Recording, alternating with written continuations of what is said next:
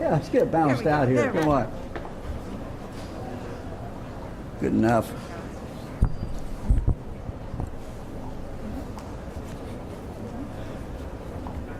Everybody set?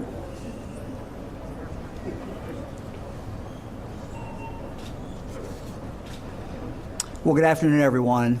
Thursday was a very tragic day in American history with the loss of 13 military service members who were killed in a suicide bomb attack in Afghanistan. Among those brave men and women who were lost was a fellow Ohioan, Navy Corpsman Max Ceviak of Berlin Heights, Erie County. He had enlisted after his graduation from Edison High School in 2017.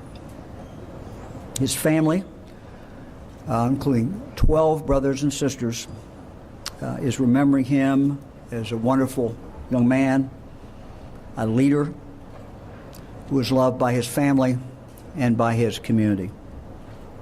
He was proud to serve in the U.S. Navy, and it's our understanding he had planned to make it a career. He wanted to help others. On behalf of all the people of the state of Ohio, we want to send our deepest sympathy to his family, to his parents, Rachel and Kip, to his 12 siblings, and to all who loved him. We pray today for our military members in the region and beyond who are fulfilling their mission in support of the relocation operation. And I think it would be good and fitting this moment to observe a moment of silence for all those who died.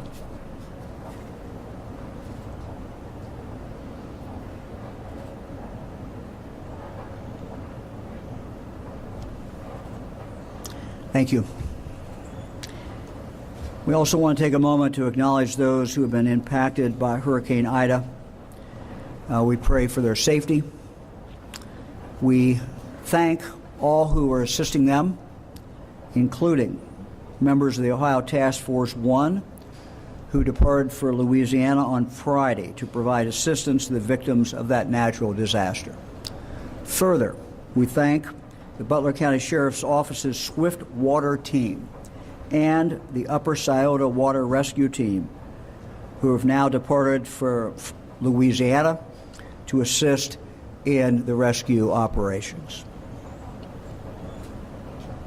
Joining me today are Ohio Adjutant General Major General John Haraz, retired Major General Deborah Ashenhurst, Director of the Ohio Department of Veterans Service Affairs, Director Lori Criss of the Ohio Department of Mental Health and Addiction Services, Secretary of State Frank LaRose, State Senator Frank Hoagland, and State Representative Haraz Ghanbari. We are here today to express our deepest sympathy for those lost and to reinforce our support for our military. Specifically, we're here to talk about mental health resources that are available to all our military veterans.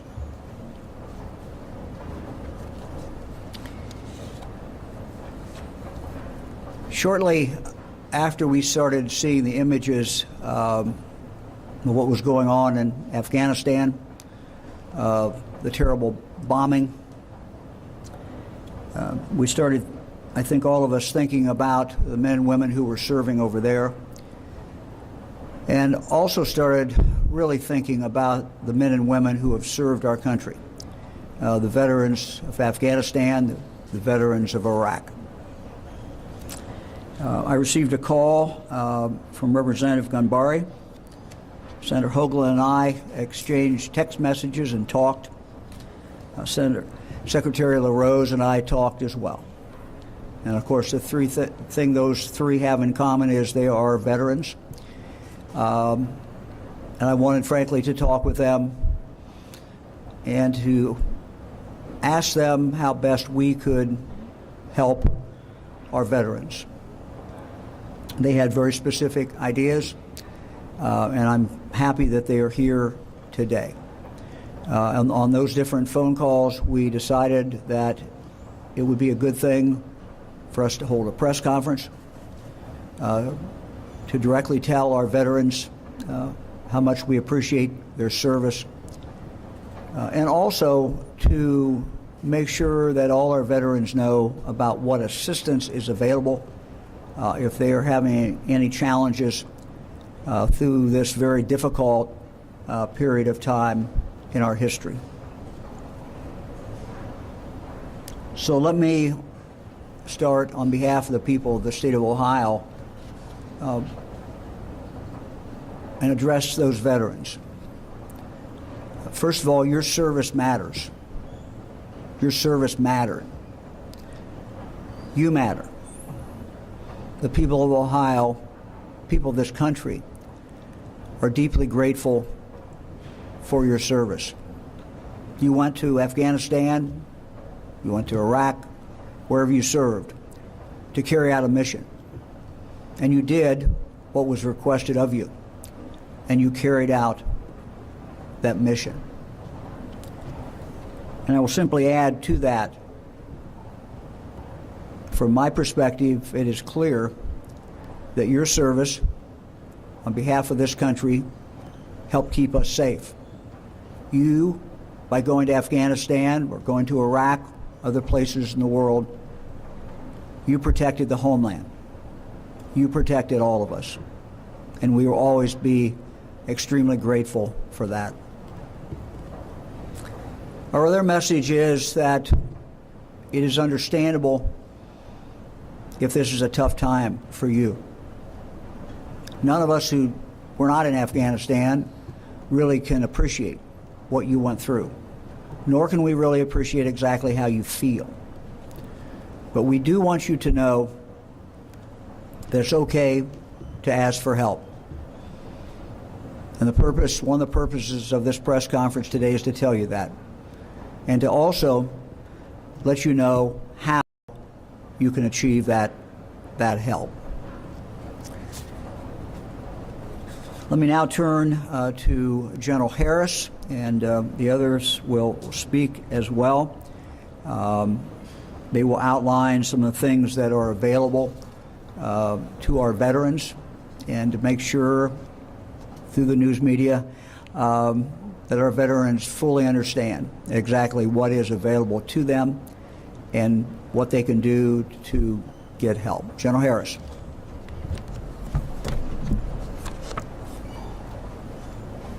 Thank you, Governor. As you mentioned, sir, our veterans over the last 20 years have made an incredible sacrifice, incredible contribution for the safety of this nation. Ohio's veterans, particularly, have made an incredible sacrifice, an incredible contribution for the security of this nation. And I want those veterans to know, as the governor said, your contributions are not in vain. You did what we asked you to do. Your country asked you to go to Afghanistan and to build trust. We asked you to partner with the Afghan security forces, the Afghan National Police, the Afghan Border Police, the Afghan Army, and you did that. And you gained their trust. You accomplished your mission. We asked you to work with civil institutions, to build them up, and you did that. You flew countless sorties in combat aircraft to provide for the security and the protection of those people on the ground. You flew tankers and you transferred millions of gallons of fuel to keep those fighters aloft, to provide security for those folks on the ground. You did your mission. You built trust. And sometimes, in light of current events, it's understandable that they may create mental, emotional conflict for you. We told you from day one when we issued you a weapon that that weapon was a part of you and that the consequences of losing that weapon could be dire. So it's difficult to see the images now of thousands of weapons left behind or destroyed. It's completely understandable that you would have emotional or mental conflict right now. But I want you to know that when a person buys breakfast for you because of your service to your country, that is your legacy. You are honored and respected by your country. You did your mission with dignity and with honor. And what you did matters. And your legacy are not the images that you see on the 24-hour news right now. Your legacy is the mission we sent you to accomplish and what you got done and what you did with honor. And carry that with pride. But even sometimes on the tough missions, even the toughest warriors sometimes need to take a knee and get a drink of water. And that applies mentally too. Sometimes the emotional, the mental burden becomes too heavy and we have to take a knee and ask for help. And there's no shame in that. Particularly in light of the current events that we see unfolding, there's no shame in that. And my colleagues now, in just a few moments, are going to outline some of the resources that are available. I encourage you to take advantage of it if you need it. There's absolutely no shame of that, because your legacy will always be one of honor and pride because you did what your nation asked you to do. And nobody knows more about what I'm speaking of right now than the speaker who's about to follow me. Major General retired Debbie Ashenhurst happened to be in Afghanistan when we lost 3 of our warriors. Nick Rosansky, Jeff Rick, Sean Hannon. She was in country when they perished. And she fought the bureaucracy, and she demanded to stay on ground in country until it was time for our warriors to come home. And I'm proud to say I was able to watch my boss at that time, Major General Debbie Ashenhurst, bring our fallen heroes home, and I couldn't be more proud of her. So please take advantage of the resources she's talking about if you need them. She knows of what she speaks. General Ashenhurst? Thank you, General Harris. Thanks for what you're doing and for the way that you're taking care of this current era of veterans. They need you right now, and you're the right man for the job right now. I appreciate that. So the recent developments in Afghanistan have been difficult for a lot of those who served over there over this last 20 years. An Afghanistan veteran may feel disheartened, angry, frustrated, a whole myriad of emotions. They may be questioning the value of their service and their sacrifice, the sacrifice of their families. They may be mourning again the loss of their brothers and sisters who made the ultimate sacrifice over there. And there's no appropriate or inappropriate way to feel. Our feelings are real, and they are ours. Our participation in this war was to safeguard this nation against the terrorists by reducing their stronghold in places around the world like Afghanistan. You did that. Those efforts were not in vain, and along the way, you made that nation better for the people who live there, and in particular, the women and girls of Afghanistan. The commitment of our service members there was not in vain. Your service matters. You matter.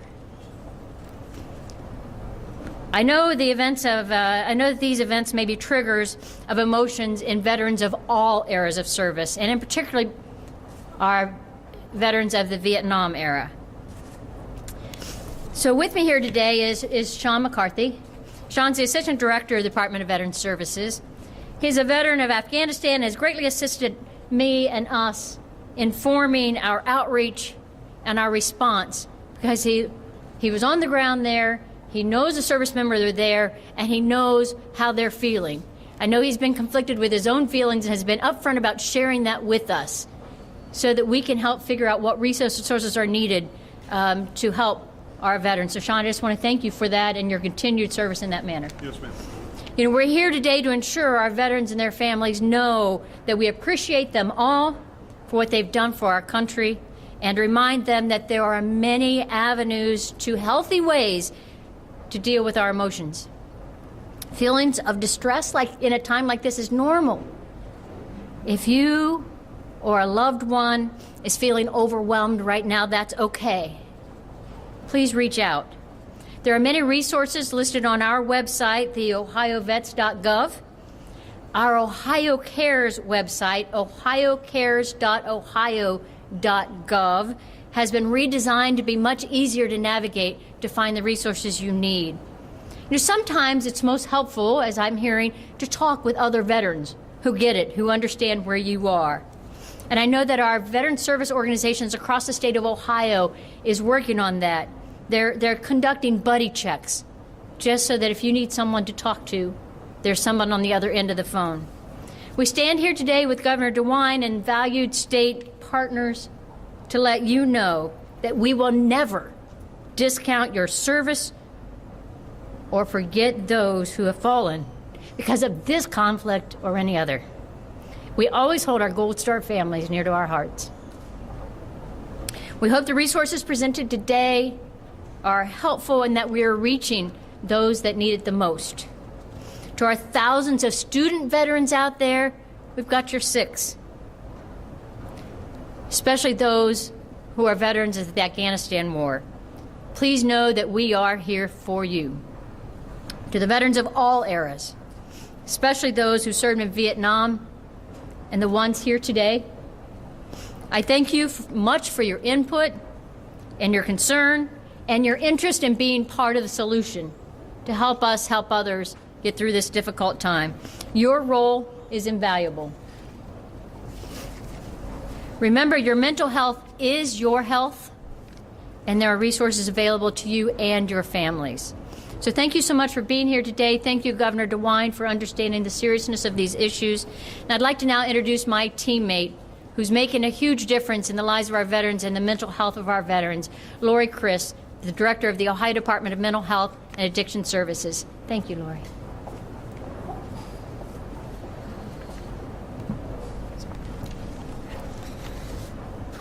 Good afternoon. Good afternoon, Governor and distinguished members here.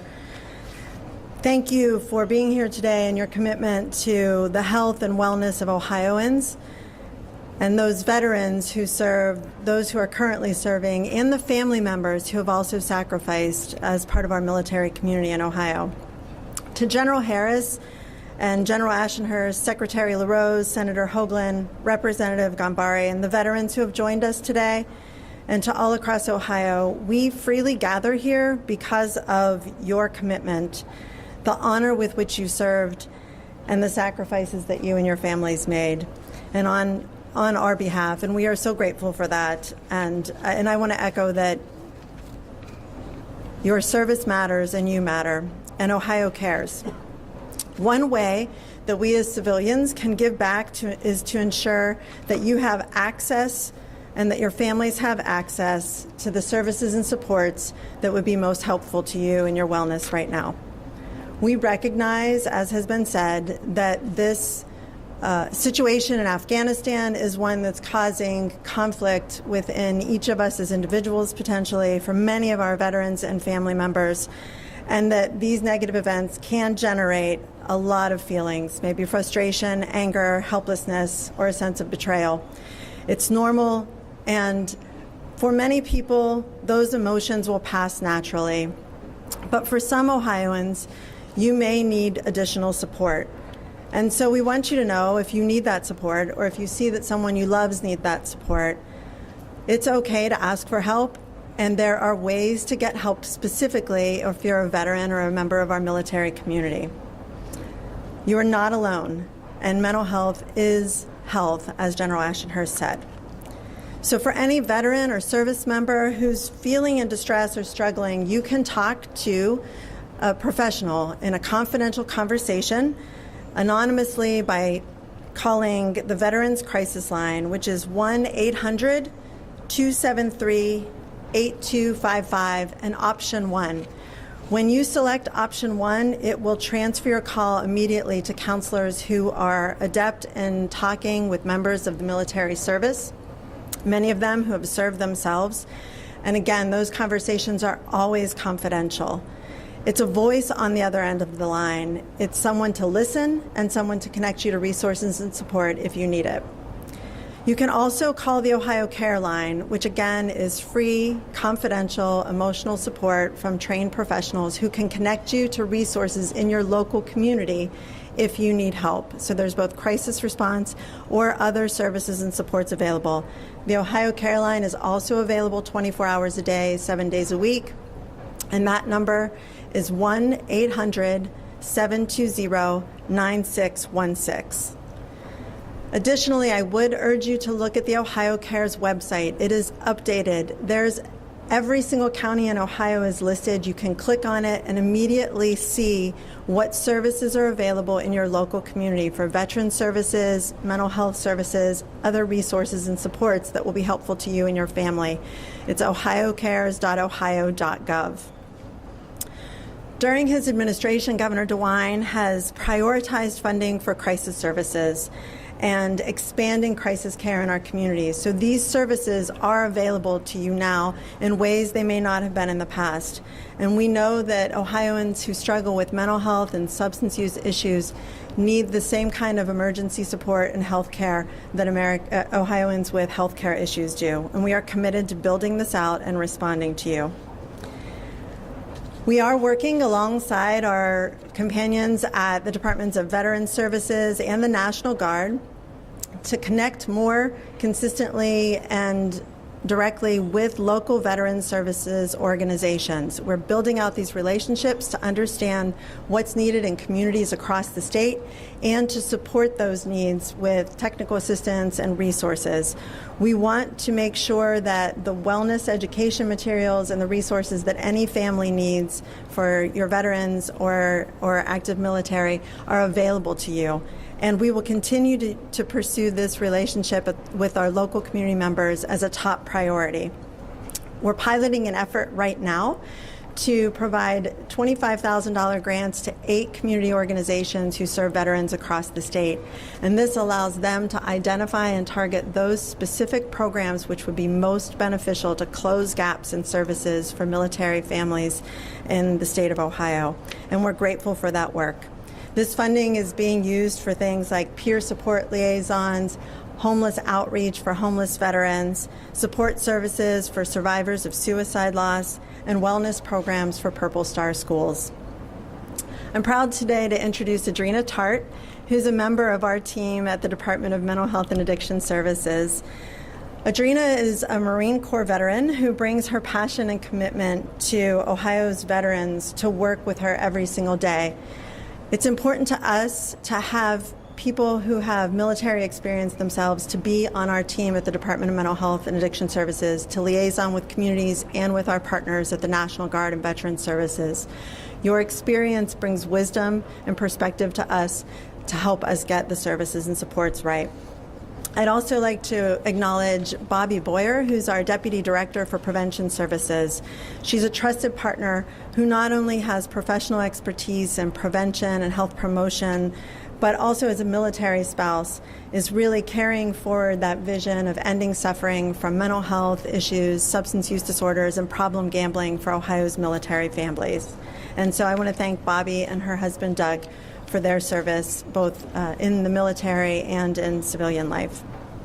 And again, I want to thank all of you for the opportunity to join you today. And I'm honored to introduce Secretary of State Frank LaRose, a decorated combat veteran with more than a decade of service in uniform. He's a U.S. Army Special Forces Green Beret who earned a Bronze Star for this service in Iraq, and who is an ardent advocate for Ohio's and voice for Ohio's veterans. So, Secretary LaRose, thank you for being here. Thank you, Director, and thank you, Governor, for giving me the opportunity to be here today. I want to speak directly to my fellow veterans. Of course, I stand up here as the Ohio Secretary of State, but as was said in my introduction, I served as a combat Green Beret, served in combat as a Green Beret, and continue to serve as a reservist. Of course, right now, our hearts are heavy with the loss of our 12 Marines and, of course, with Corpsman Ceviak from right here in Ohio. And we will continue to mourn their loss and stand with their families as we hold up all of our Gold Star families and those many thousands who have given their life in the service to our country. For those that were lost, their legacy is clear. It's one of honor, commitment, service to our country.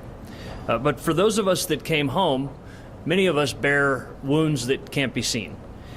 You see, as was on full display in the last couple of weeks and really throughout the last 20 years, the men and women of our armed forces are, to our enemies, lethal, but to the innocent, compassionate. That may seem like a contradiction, but it's not. This is the spirit of the American fighting man and woman. To our enemies, we are lethal. To the innocent, we're compassionate. With that, there's a price, though. Just think of the photos that you've seen in the last few days of desperate Afghani mothers handing their babies to American servicemen and women. They knew that that perfect stranger who they were handing their child to, because they were wearing the uniform of this country, was someone trustworthy. They knew that their child would have a better opportunity in the hands of that American than they may have remaining in Afghanistan. That lethality to our enemies and that compassion to the innocent brings with it a price. Some of us struggle with the thought of seeing what has gone down in the last few days. Some of us question, was my service worthwhile? Well, let me be 100% clear with you. Your service was worthwhile. No matter what you did, whether you were a logistician, a support person, one of those trigger squeezers like me, or any job that you did, you answered the call when your nation asked. And your service was worthwhile. And by the way, your results speak for themselves. This nation has been protected from terrorist attack over the last 20 years, in part because of your service. But those wounds that can't be seen need to be tended to, just like any other wound. We know that far too many of our fellow servicemen and women are taking their own lives, and I've heard the number of 22 per day. Absolutely unacceptable. Let me be clear, your family needs you. This state needs you. Our nation needs you. The oath that you took to preserve and protect the Constitution against all enemies, foreign and domestic, doesn't end when you take off the uniform. We need you to continue keeping that oath, and of course your family needs your love and support. And so what that means is that you need to get the help that is out there to get yourself right.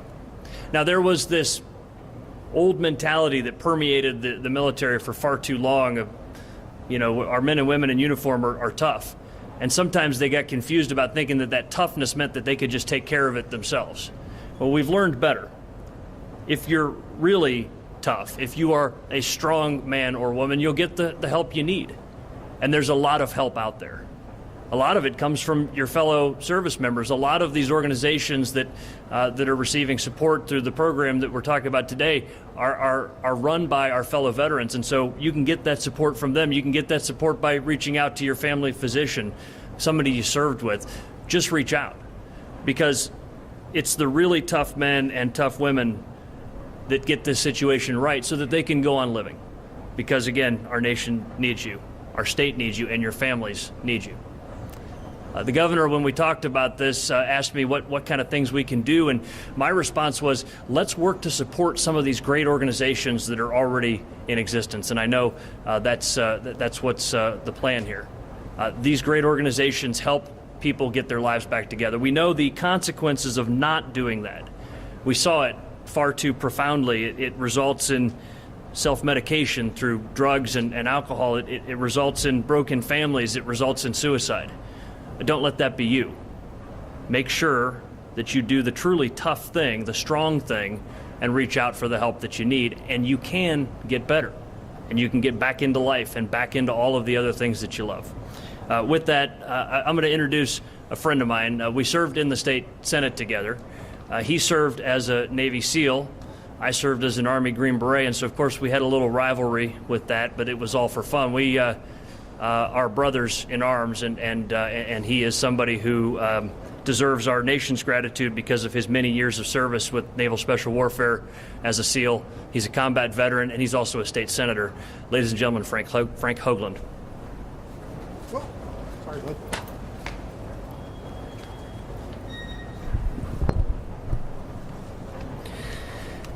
Good afternoon. I'd like to thank everyone involved with this opportunity, and I must say how humble this is for me and my veteran family. Our nation's freedom has rested on those who borne the battle.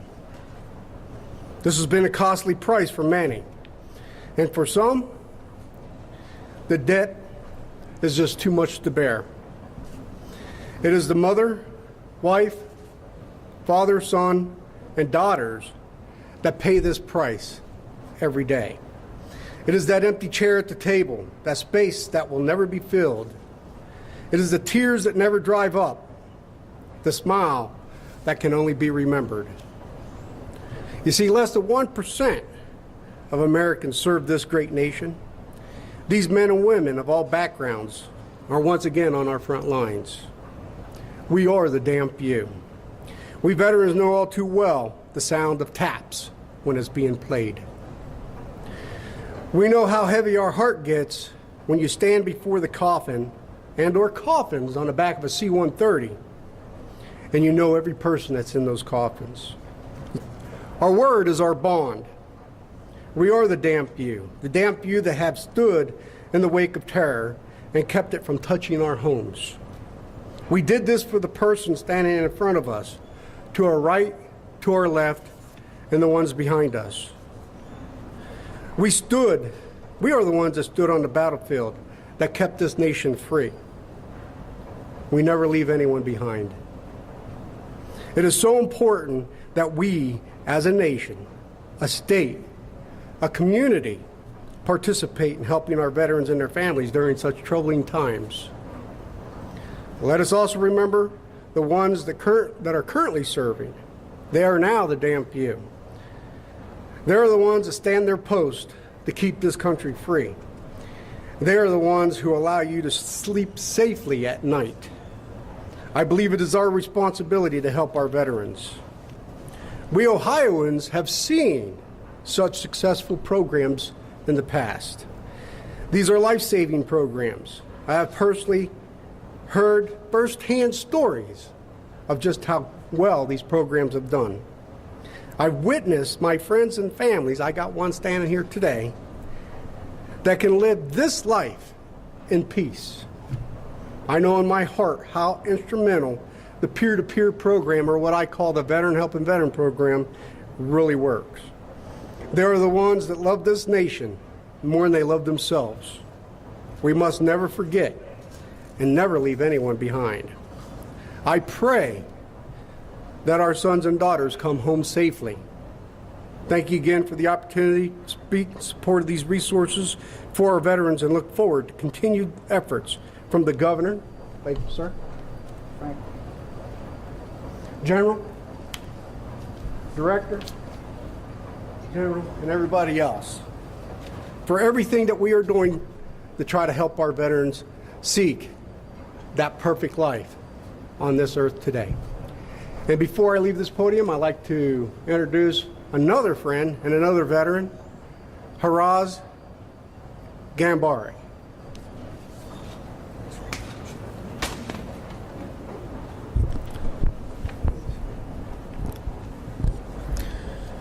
Well, good afternoon, everyone. I want to begin just by acknowledging the members of the press corps and thanking you all for being here today, because it is you that will help share this valuable information with your viewers and your readers. So thank you all for being here today.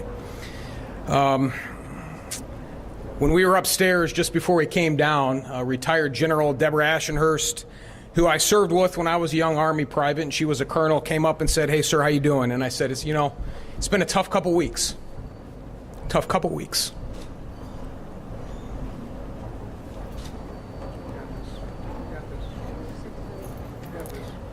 But I want to tell you all that as we're gathered here today, we have an untold number of men and women that are downrange right now carrying out a mission that each of them willingly took an oath to protect and defend. And it reminds me of a Bible scripture that said, when the question was asked, "Whom shall I send and who will go for us?" each of these brave patriots raised their right hand and said, "Here am I, send me." And Ohio is home to the 6th largest population of veterans in the United States, from World War II to present. And it doesn't matter the age of these veterans, we all share a bond, no matter where we served, when we served, or what we saw. And so it goes back to that peer-to-peer conversation and just that ability to, frankly, just be vulnerable with each other. A lot of people enter our military for a wide variety of reasons. For some of them, it's for family lineage.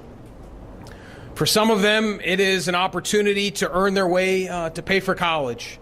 For some of them, they want to earn a special skill that can be transferable. But regardless of what the underlying cause is, it is all about service to a cause greater than their own. And so for me, my father immigrated to this country from Iran in the 1970s. He was a chief petty officer in the Shah's Navy. And this is a country that has given so much to so many, my own family included. And so when I was 17 years old, I decided that I would enlist, and I enlisted in the Army Guard and deployed to Bosnia, and had been out as a member of the White House press corps traveling overseas with President Bush and Obama and Secretaries of Defense Rumsfeld and Gates. And I decided that I needed to get back in, and I needed to find a way to continue to serve. And so on Christmas Eve of 2010, I touched down in Kandahar, Afghanistan, and I was there for just about 7 months. I left in July of 2011 to come home. And so as we watch the news, as we hear the stories, as we mourn the loss of our brothers and sisters in arms, it's very important to underscore to all of our veterans that may be watching now or hearing about this later, you do matter and your service matters. To your families have made a very significant sacrifice as well. None of us can serve and do what we do without the support of our family and of our friends. I know my own deployment was tough on my wife, Kim. We had no kids at the time. I got recalled again in 2015 when my son was just a month old and our daughter was just about 2.5. And I'm still serving, and as Frank said earlier, I'm not speaking to you all today as a naval officer that is speaking on behalf of the Department of Defense. I'm speaking to you as a fellow veteran, an Afghanistan veteran, as the chairman of the Armed Services and Veteran Affairs Committee. And I want all of you to know, as the director outlined, some of the resources we have here in Ohio.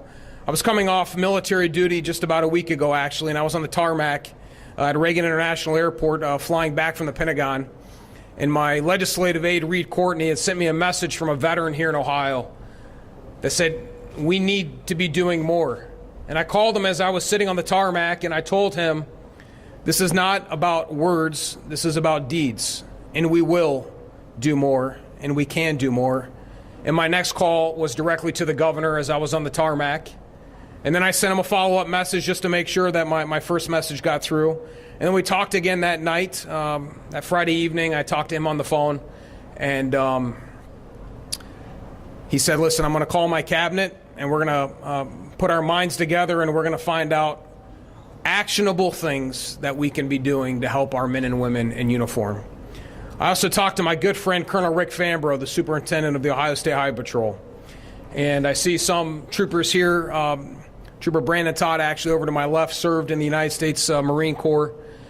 And many of our first responders had served as well. And one thing that I told to Colonel Fambro is that although they may be wearing another uniform right now, we still need to pick up the phone and we need to check on them as well, because maybe some of the things that they are experiencing in our society right now with first responders may be triggering some of the sights and the sounds and the smells of war that will never, ever leave you, no matter how old you are. And I'll close out just by, again, talking about veterans of other generations. This morning on my way down, I got a text message from a Marine Vietnam veteran, Dave Evans. And Dave said that he has a flood of memories coming back right now from what he saw and experienced in Vietnam himself, as the flag-draped transfer cases of our men and women come home from overseas, and specifically those brave patriots that gave their lives that just came back to Dover yesterday. He said it brings back a flood of emotions and memories. And I first met Dave Evans probably 7 years ago when we brought the Vietnam Wall to Toledo. And so he told me, no matter what your rank is, you could be lieutenant commander now, I'm still going to call you LT, because that's how we met. And he texted me and he said, LT, it's bringing back a flood of memories. And I remember speaking with him one day at the VA.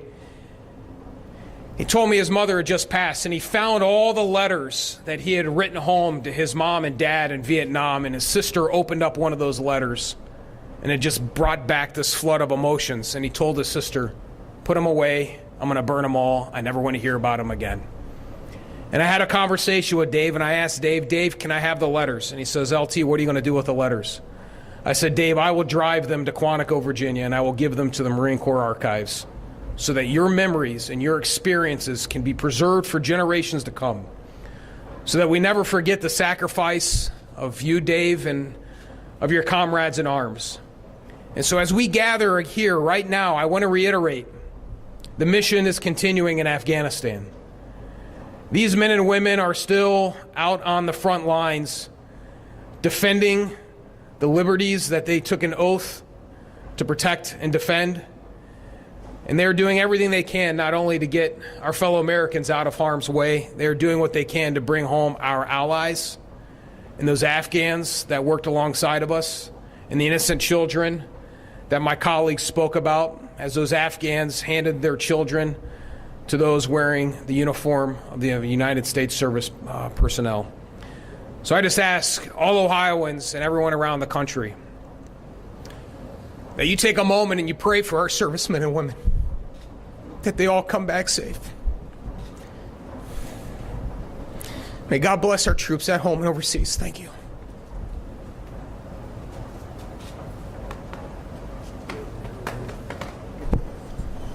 We're happy to take any questions. Governor, we've heard a number of stories about people seeking services through the federal VA and having to wait, sometimes having to wait too long. Can you promise that people who call these phone numbers will get service right away, or are they just getting on a waiting list? Well, this issue was brought up in talking to some of the veterans, and it was a concern. And so I went back to our team and said, what can we do? And they came back with what you have heard today. Lori, I don't know if you want to add anything to that.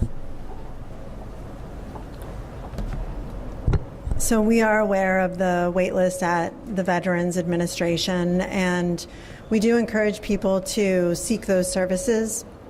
The point of making the local resources available and well known as well is that if you have to wait for services there, reach out for local help now. Talk to your general practitioner, your doctor, talk to the local mental health and addiction services, call one of the crisis lines or care lines to get immediate support and resources. And understand the true value of that peer support that's offered through the Veteran Services organizations as well. There is always help available, and we know that there may be steps to get you to the perfect help that you need along the way, but that doesn't mean there's no help in that timeline. Director, I have a follow-up. Do you happen to know how many suicide deaths there have been among veterans in the last 20 years in Ohio? And can you talk a little bit about efforts to prevent? I do not have the statistic on suicide deaths among veterans in Ohio with me. I don't know if we can get that number for you. So increasing the number of Ohioans who are familiar with the signs of suicide, mental health first aid, and increasing the awareness of numbers to call when a person is in crisis, maybe thinking of hurting themselves, is a significant effort that we've had underway for all Ohioans. We've been working as part of the Governor's Challenge, which is a military-specific initiative at a national level, and Ohio was one of the first groups to sign on to that. And it's a partnership with our department, Veteran Services, National Guard, so across state government, to make sure that we're building out the suicide prevention and suicide loss supports for Ohio's military community and families. Director, we talked a lot about veterans reaching out for help. What if there are veterans who might need help but might not be taking that step for themselves? What can loved ones do along the way? How can they help encourage them to get help? So there are two barriers to getting help. The first is that shame and stigma that many of us feel when we have a mental health concern, and we don't want to admit that to ourselves, much less to someone else. And the second is not knowing where to go for help. So we encourage family members to become familiar with the signs of mental health conditions, and also to know where to go for help. Family members can call the phone numbers listed, can use the website resources as available as well. If a family member calls the Ohio Care Line, for instance, they can talk about the concerns they have with their family member and get some coaching on how to have the conversations and how to connect to care. If you have a loved one who is demonstrating signs of suicide, and that may be sleeping too little or too much, it may be acting aggressively or taking risks that they don't normally take, those maybe saying goodbye to people or giving away prized possessions, maybe disengaging from activities that they love. Ask them if they are thinking about hurting themselves. Ask them if they've thought about suicide. It is okay to do that. It's recommended to do that. And if you need help having that conversation, call the care line and practice how to have that conversation. That's 1-800-720-9616. And then connect them to resources. You don't have to know what to do, but you have to have the conversation. And then call the care line, call the Veterans Crisis Line, and get the services and supports that you need. Director, obviously the issue of mental health in our veterans isn't a new one. We're seeing more concerns over the past couple of weeks as we watch what's unfolding in Afghanistan. But do we need to do more? Is there more that we can be doing as a state? And do we need to rethink our approach if we're still losing veterans at the same way?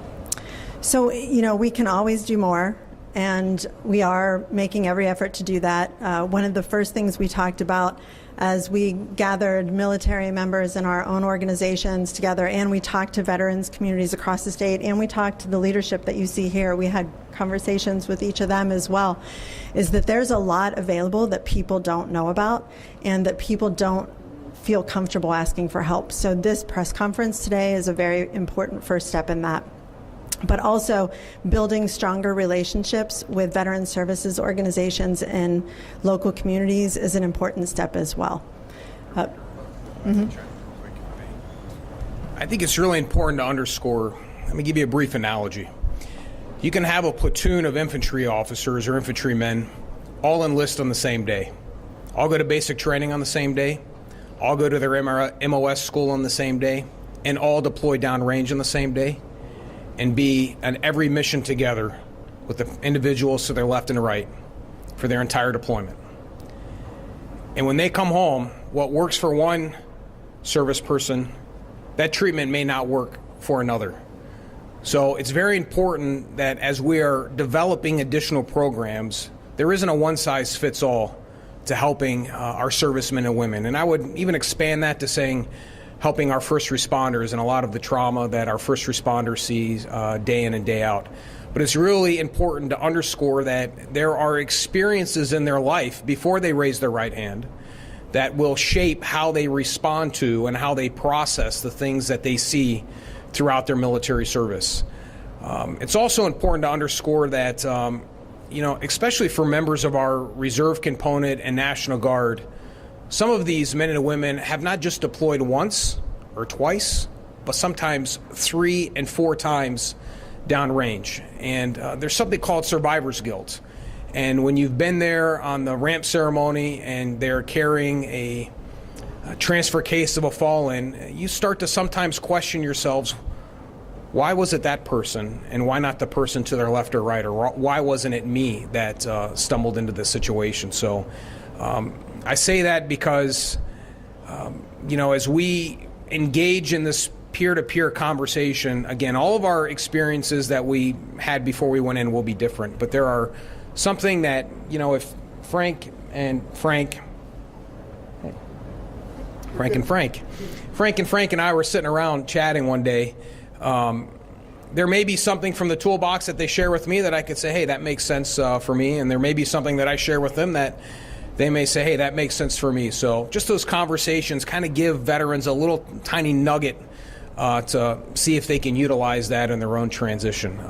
But again, I really want to also just underscore what the director said about not only the ohiocares.ohio.gov website, which is the organic Ohio page, but also the National Veterans Crisis Hotline. And so she gave that number out at the beginning. We'll make sure to give you that number again at the end. But I would encourage everyone just to put that number in their cell phone, because you never know when you're going to need it. You can stumble across someone that might be in crisis, and you can pick your phone up and call that number. I have done it for several veterans myself. So thank you.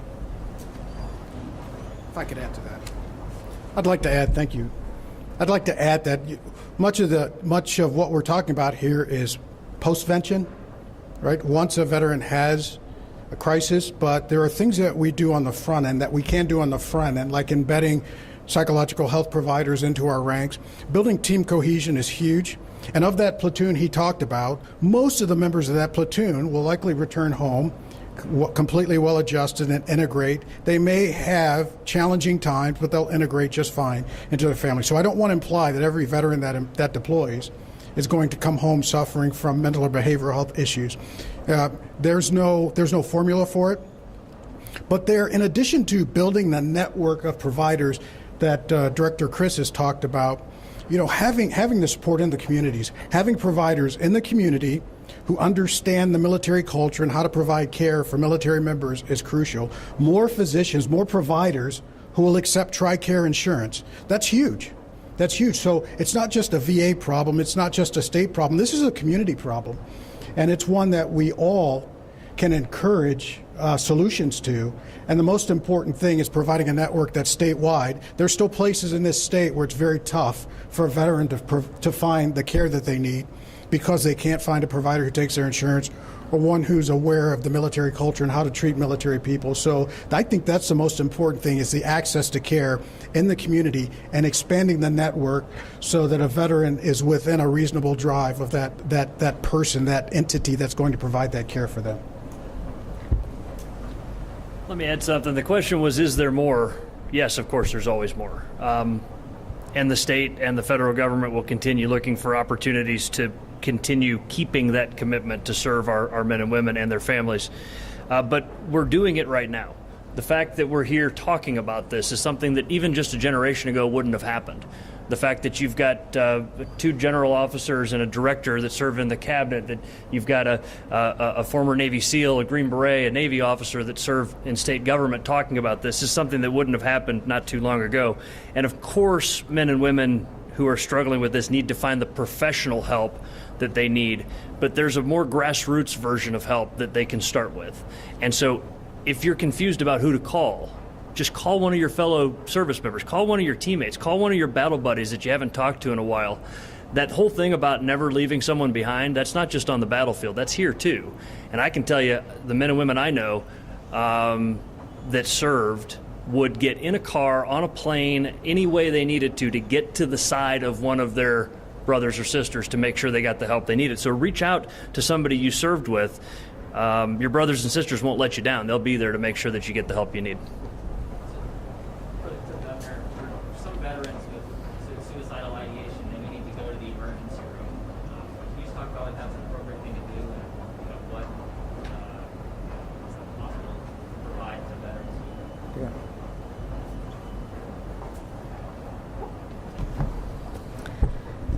So if someone is experiencing suicidal thoughts or behaviors, in many communities, the emergency department at the local hospital is the first line of crisis response, and that's absolutely a place where a person can get care. They will likely be transferred to or continue to get care at another place, but a local general hospital is a great place.